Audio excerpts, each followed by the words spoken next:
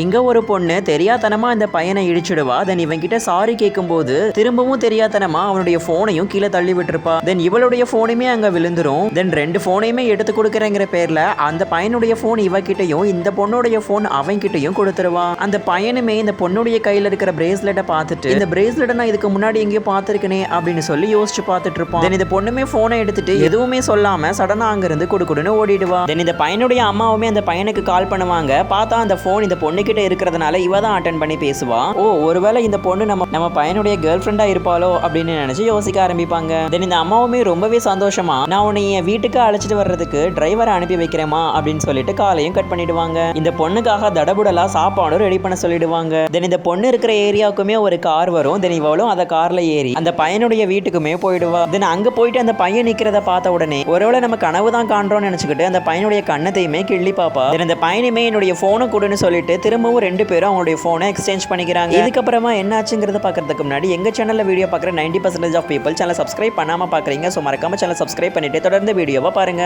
இவங்க ரெண்டு பேரும் பேசிட்டு இருக்கிறத பார்த்தா அந்த பையனுடைய அம்மாவும் இதை தப்பா நினைச்சுக்கிட்டு டின்னர் ரெடியா இருக்கு, ரெண்டு பேரும் உள்ள வந்து சாப்பிட வாங்க அப்படின்னு சொல்லி கூப்பிடுவாங்க. தென் இவங்க ரெண்டு பேருமே வீட்டுக்குள்ள வந்து சாப்பிடவும் ஆரம்பிப்பாங்க. அப்படி சாப்பிட்டு இருக்கும்போது அவங்களுடைய அம்மாவும் அந்த பையன் கிட்ட இனிமே இந்த பொண்ணு கிட்ட இப்படி சண்டை போடுறத ஸ்டாப் பண்ணு, எனக்கு இந்த பொண்ணு ரொம்பவே பிடிச்சிருக்கு அப்படின்னு சொல்லிடுவாங்க. தென் அன்னைக்கு நைட் இந்த பொண்ணுமே அவளுடைய வீட்டுக்கு வந்துடுறா. தென் அவங்க அம்மாவுமே நாளைக்கு நீ டாக்டரை போய் பார்க்கணும் அப்படின்னு சொல்லிட்டு அப்பாயின்மெண்ட்டும் அந்த பொண்ணு கிட்ட கொடுத்துருவாங்க. தென் இந்த பொண்ணுமே ஹாஸ்பிட்டலுக்கு அவ ஃப்ரெண்டோட வரா. வந்துட்டு நர்ஸ் வச்சிருக்கிற பெரிய ஊசியை பார்த்துட்டு ஐயோ எனக்கு கழுத்து வலியெல்லாம் சரியாயிடுச்சு, எனக்கு எதுவும் நீங்க பண்ண வேணாம் அப்படின்னு சொல்லிட்டு அங்க இருந்து போக பாப்பா. டாக்டருமே அந்த பொண்ணுடைய நெக் எல்லாத்தையுமே கம்ப்ளீட்டா செக் பண்ணி முடிச்சுட்டு உங்களுக்கு இருக்கிற ப்ராப்ளம் ரொம்பவே சீரியஸா இருக்கு, அதனால நீங்க ஒவ்வொரு வாரமுமே செக்அப்க்கு வரணும் அப்படின்னு சொல்லிடுவாரு. இந்த பொண்ணு அங்கிருந்து கிளம்புறதுக்கு முன்னாடி அந்த டாக்டரோட நேமையுமே பார்த்தா அது வேற யாருமே கிடையாது, நேத்தீவா பார்த்த அதே பையன்தான். இந்த கதையோடைய நெக்ஸ்ட் பார்ட் வேணும்னா பார்ட் 2ன்னு கமெண்ட் பண்ணுங்க.